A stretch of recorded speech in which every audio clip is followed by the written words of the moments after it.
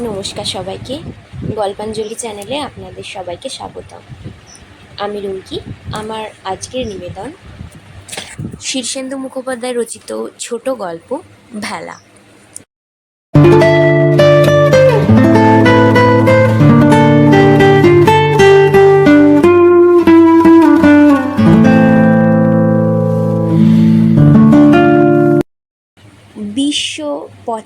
সালের ফেব্রুয়ারি মাসের এক সকালে আচমকা কোকিলের ডাক শোনা গেল।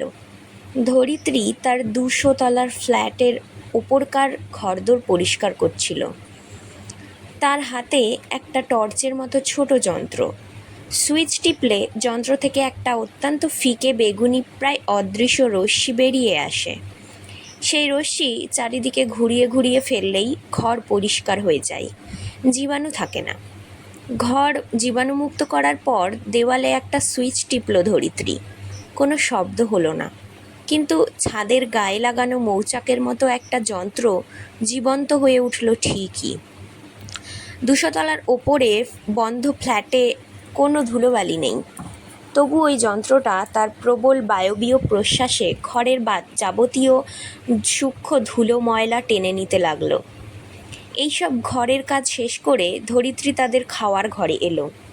খাওয়ার ঘরের উত্তর দিকে দুটো দরজা। একটা দরজা ধরিত্রী হাত দিয়ে ছোঁয়া মাত্র সরে গেল দেওয়ালের মধ্যে। ওপাশে অবিরল একটা কনভেয়ার বেল্ট বয়ে যাচ্ছে, খুব ধীর তার গতি। তার ওপর থরে থরে খাবার সাজানো, যা খুশি তুলে নেওয়া যায়। একরাশ ডিম চলে গেল, এক ঢিবি মাখন, কিছু আপেল, একটার পর একটা। ধরিত্রী খুব বিরক্তির সঙ্গে চেয়ে রইল। অন্তহীন খাবার বয়ে যাচ্ছে, কিন্তু কোনোটাই তার ছুঁতে ইচ্ছে হলো না। দরজাটা বন্ধ করে সে দ্বিতীয় দরজাটা খুলল। দরজার ওপাশে অগাধ শূন্যতা। 200 তলার ওপর থেকে নিচে পর্যন্ত একটা ভারী বাতাস থম ধরে রয়েছে। ধরিত্রী একটু ঝুঁকে চারিদিকে তাকালো। জলে যেমন নৌকো ভাসে, তেমনি বাতাসে ইতস্তত কিছু ভেলা ভেসে বেড়াচ্ছে। সেই বাতাসি ভেলার একটা খুব কাছ দিয়েই ভেসে যাচ্ছিল। তাতে এক বুড়ো হালের মতো একটা যন্ত্রের হাতল ধরে বসে আছে। লোকটা একবার ধরিত্রীর দিকে উদাস চোখে তাকালো। ধরিত্রী তাকে হাতছানি দিয়ে ডাকে। লোকটা হাতলটায় সামান্য চাপ দিতেই ভেলাটা মুখ ঘুরিয়ে ভেসে এলো ধরিত্রীর দিকে। ব্যাটারি চালিত ভেলাটায় কোনো শব্দ নেই। নিঃশব্দে স্থির হয়ে হালকা ধাতুর তৈরি সাদা গোল লাইফ বেল্টের মতো দেখতে যানটি দরজার গায়ে লেগে রইল। বুড়ো লোকটা কথা বলল না, ধরিত্রীর দিকে চেয়ে একটু হাসল মাত্র, খুব নিরাবেগ হাসি। ধরিত্রী বলল, আমার কিছু ফুল দরকার, আসল ফুল। লোকটা মাথা নাড়ল, তারপর একটু ভারী গলায় বলল, কোন ঋতুর ফুল? ধরিত্রী একটু ভ্রু কুঁচকে বলল, এটা তো বসন্তকাল। লোকটা মাথা নাড়ল, হ্যাঁ, তাহলে বসন্তের ফুল, কিন্তু আসল ফুল, সিনথেটিক নয়। লোকটা হাসল, মাথা নাড়ল, বলল, আমি আসল ফুল জানি, আমি তো 1975-এর লোক। ধরিত্রী সামান্য কৌতূহলের সঙ্গে বলল, তাই নাকি? তাহলে তো বেশ পুরনো হয়েছেন। হ্যাঁ। লোকটা মাথা নেড়ে বলল, আমার 4 বার মৃত্যু হয়েছে। আমার হৃদযন্ত্র, চোখ, ফুসফুস আর লিভার সব ট্রান্সপ্ল্যান্ট করা। মেডিকেল বোর্ড থেকে নোটিশ দিয়েছে আমার ব্রেনটাও এবার ট্রান্সপ্ল্যান্ট করতে হবে। যদি সেটা করতে হয় তবে আমার সব শৈশব স্মৃতি চলে যাবে। 80-90 বছর আগেকার কোনো কিছুই মনে থাকবে না। এমনকি আমার আত্মপরিচয় পর্যন্ত পাল্টে যাবে। আমি নতুন মানুষ হয়ে যাব। ধরিত্রী একটু দুঃখিত হলো। লোকটা ভাবপ্রবণ, তাই পুরনো কথা সব ধরে রাখতে চাই। বলল, উপায় কি বলুন? লোকটা মাথা নাড়ল, বলল, না, উপায় নেই, কিন্তু তখন আর আসল ফুল কাকে বলে তা বুঝতেই পারবো না হয়তো। 1 ঘন্টার মধ্যেই ফুল পেয়ে যাবেন। লোকটা হাতলটা বুকের কাছে ধরে চাপ দিল। ভেলাটা উল্কার মতো ছিটকে বাতাসে মিলিয়ে গেল। ধরিত্রী ঝুঁকে লোকটার গতিপথ লক্ষ্য করতে গিয়ে টাল সামলাতে পারল না। দরজায় কোনো চৌকাঠ বা হাতল নেই যে ধরবে। ভারসাম্য হারিয়ে পিছলে দরজার বাইরে শূন্যতায় পড়ে গেল। কিন্তু ভয়ের কিছু ছিল না। এখানে ভারী কৃত্রিম বাতাসে আর কমিয়ে রাখা মধ্যাকর্ষণে কেউ খুব জোরে পড়ে না, ধরিত্রীও পড়ল না। মাত্র আর ফ্ল্যাট থেকে দোতলা পর্যন্ত নিচে ধীরে ধীরে পড়ে গিয়েছিল সে। একটা বাতাসি ভেলা ছুটে এসে তাকে কোলে তুলে নিল। এ ভেলায় একজন যুবক রয়েছে। সে একটু হেসে বলল, কি হয়েছিল? ধরিত্রী হেসে বলল, হঠাৎ। যুবকটি মাথা নাড়ল, বুঝেছে। ভেলাগুলো চমৎকার লাইফ বেল্টের মতো দেখতে হলেও মাঝখানটা ফাঁকা নয়, সেখানে একটা বাটির মতো আধার লাগানো, আর চমৎকার নরম কুশনের তৈরি বসবার জায়গা। ধরিত্রী বসল। ভেলাটা ধীরে ধীরে তার ফ্ল্যাটের দরজায় তুলে দিল তাকে। আর তখনই ধরিত্রী কোকিলের ডাক শুনতে পেল। একটা দুটো কোকিল ডাকছে। ধরিত্রী আকাশের দিকে তাকালো। সূর্য দেখা যাচ্ছে, আকাশের নীল প্রতিভাত। কিন্তু সবই দেখা যাচ্ছে একটা অতি স্বচ্ছ ফাইবার গ্লাসের ডোমের ভিতর দিয়ে। শহরের সিকিমাইল উঁচুতে ফাইবার গ্লাসের ঢাকনাটা রয়েছে, তাই বাইরের আবহাওয়া কিছুতেই বোঝা যায় না, ঝড় বৃষ্টি টের পাওয়া যায় না। অবশ্য তবু চাঁদ, সূর্য, তারা দেখা যায়। সবই পরিশ্রুত হয়ে আসে। কোনো ক্ষতিকারক মহাজাগতিক রশ্মি এখানে প্রবেশ করতে পারে না। কোনো চৌম্বক ঝড় অলক্ষ্যে প্রতিক্রিয়া সৃষ্টি করতে পারে না।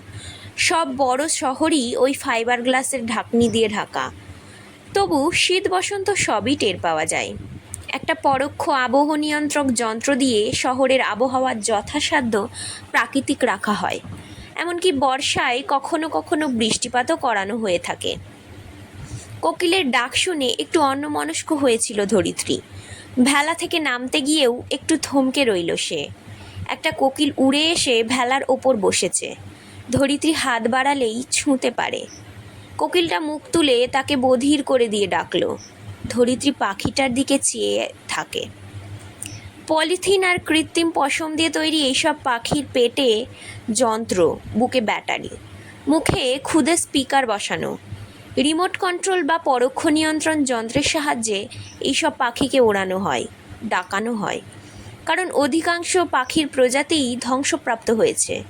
তবু মানুষকে প্রাকৃতিক স্পর্শ থেকে বঞ্চিত না রাখার জন্যই এইসব ব্যবস্থা।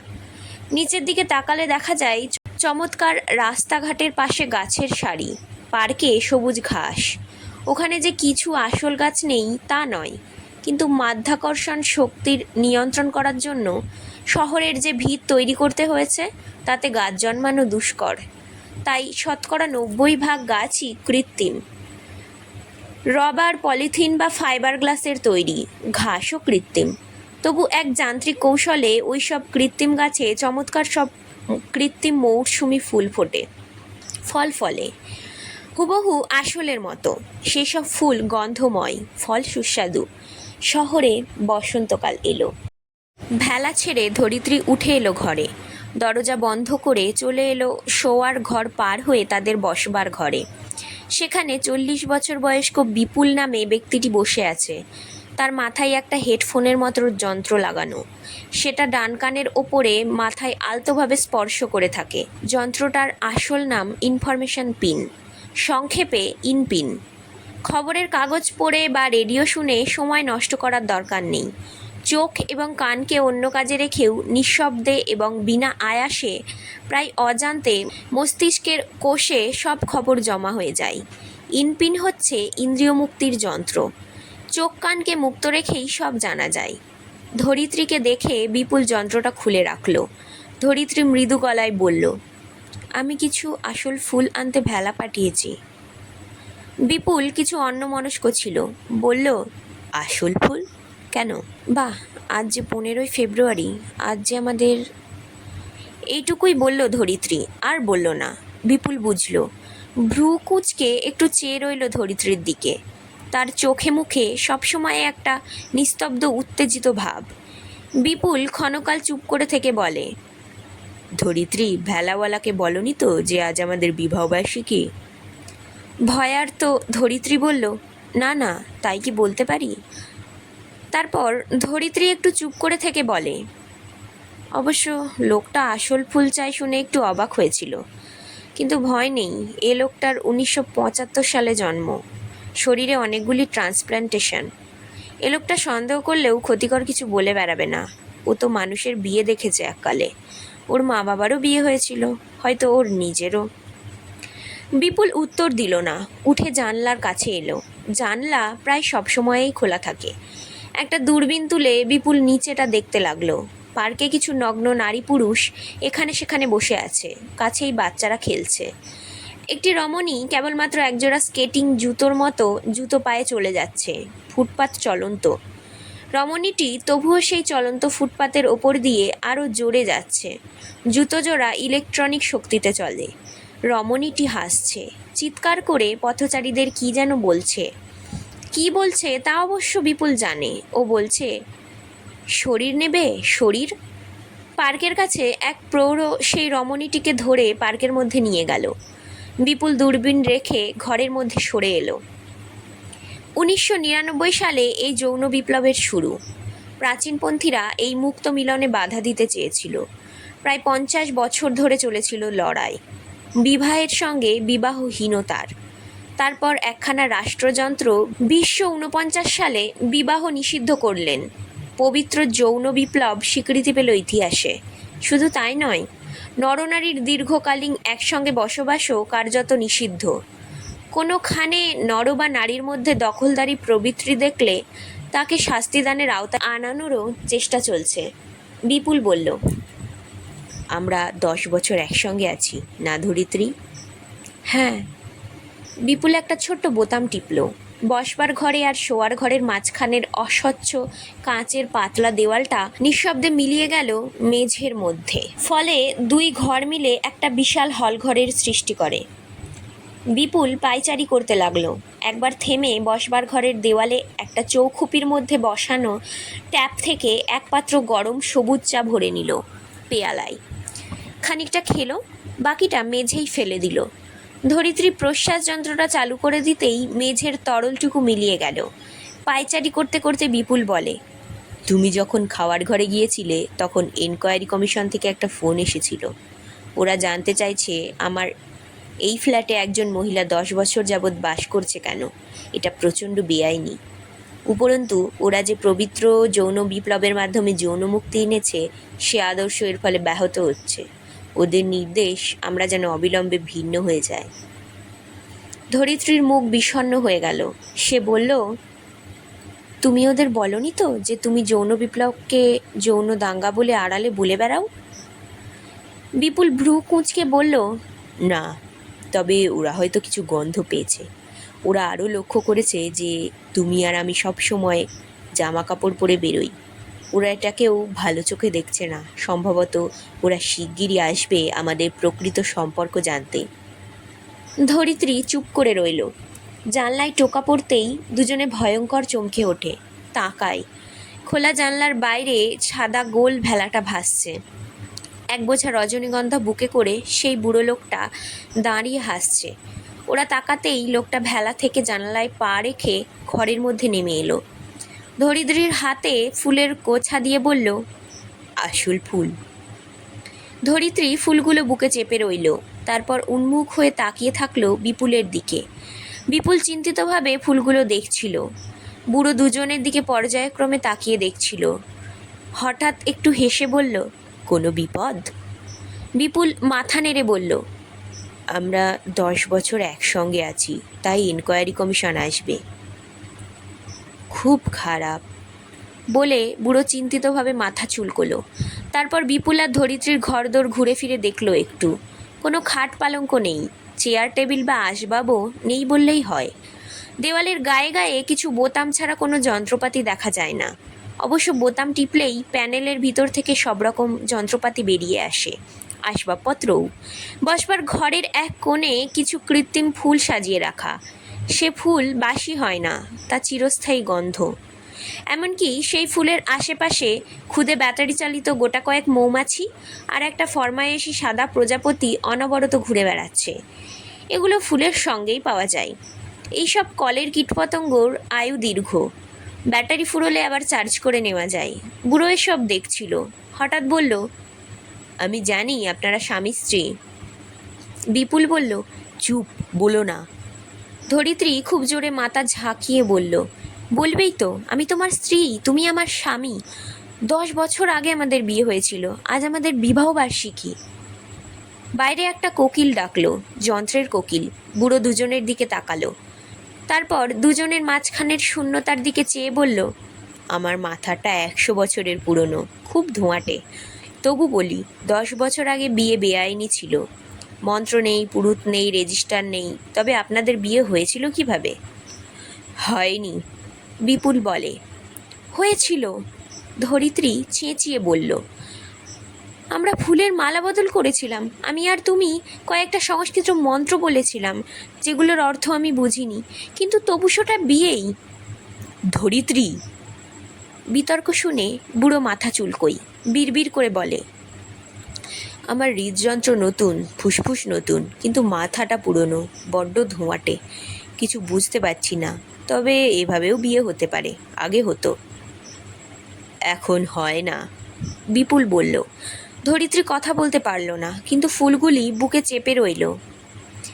বিপুল তার দিকে চেয়ে বলল, ধরিত্রী, আমাদের কিছুই লুকিয়ে রাখা যাবে না, তার চেয়ে তুমি চলে যাও। বুড়ো মাথা চুলকোচ্ছিল, বিড়বিড় করে বলল, আরও হয়তো 25 বছরেরা আমাকে বাঁচিয়ে রাখবে, বারবার শরীরের যন্ত্র বদলে দেবে, আমি সব ভুলে যাব। অন্য মানুষ, ফের অন্য মানুষ হয়ে বেঁচে থাকতে হবে, ভীষণ মুশকিল। বুড়োর কথা কেউ শুনছিল না। বিপুল চেয়ে আছে ধরিত্রীর দিকে, ধরিত্রী বিপুলের দিকে। জানলার বাইরে একটা লাল রঙের ভেলা এসেছে, ভেলার গায়ে লেখা অনুসন্ধান। ভেলা থেকে 4 জন লোক জানালা টপকে ভিতরে এলো, ইনকোয়ারি কমিশন। বুড়ো সেই 4 জনকে দেখে সরে এলো জানালার কাছে। একটু কষ্টে নিজের ছোট সাদা ভেলাটাই চড়ে বসলো, তারপর ভেসে যেতে লাগলো। মাথাটা বড্ড ধোঁয়াটে, অনেক কালের কথা জমে পাথর হয়ে আছে। শিগগির এই মাথাটা তার থাকবে না, একদম অন্য রকম হয়ে যাবে। বুড়ো ভাবল, আমাকে কোথাও চলে যেতেই হবে, এরা আমাকে কেবলই বাঁচিয়ে রাখবে, যতদিন এদের খুশি। কিন্তু মরাটাও যে ভয়ঙ্কর দরকার, তা এরা কবে বুঝবে? সেই রাতে বুড়ো একটা চমৎকার স্বপ্ন দেখল। তার বাবা রাস্তা সমান করার রোলার চালাতো। ঘটাং ঘটাং করে প্রচণ্ড শব্দে সেই রোলারটা পুরনো পৃথিবীর রাস্তাঘাট সমান করত। বুড়ো দেখল সেই রোলারটাই সে আবার চড়েছে, প্রচণ্ড শব্দে সে রোলারটা চলছে। সামনে শূন্য প্রান্তর, মাঝখানে অপুরাণ মুক্তির মতো রাস্তা, পিছনে তাড়া করে আসছে বাতাসি ভেলা, রকেট, সন্ধানী আলো, মৃত্যু রশ্মি। বুড়ো ডাকল, বাবা। রোলার চালাতে চালাতে বাবা একবার পিছু ফিরে চেয়ে বললেন, ভয় নেই, আমরা ওদের ছাড়িয়ে যাব। বুড়ো একটু হাসল, তারপর নিশ্চিন্তে চোখ বুজল। ধন্যবাদ সবাইকে গল্পটি শোনার জন্য। গল্পটি ভালো লাগলে অবশ্যই লাইক করবেন, আমার চ্যানেল গল্পাঞ্জলিকে সাবস্ক্রাইব করবেন। আপনাদের সাপোর্ট পেলে আমি আরও অনেক ভিন্নধর্মী নতুন নতুন গল্প আপলোড করব। ধন্যবাদ, ভালো থাকবেন সবাই।